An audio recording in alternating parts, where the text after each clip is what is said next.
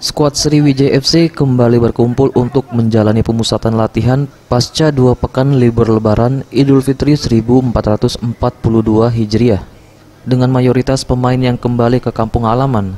Untuk itu para pemain dilakukan swab terlebih dahulu oleh dokter tim dengan hasil semua pemain non-reaktif.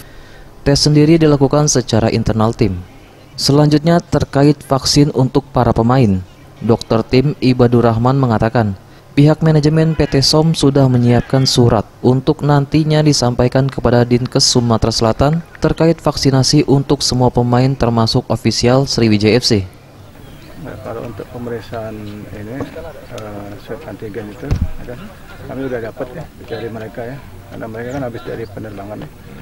Jadi rata-rata semua non reaktif seperti itu. Kalau mulainya di Juli dok, kompetisi di Juli dok. Kalau tadi bincang-bincang dengan pelatih head coach ya, diharapkan sebelum awal Juni ya, karena mungkin nanti ya tahu kan ada rencana beberapa agenda ya sebelum liga seperti itu.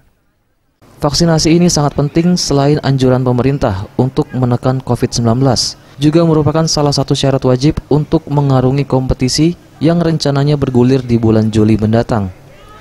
SZPM, Sriwijaya TV.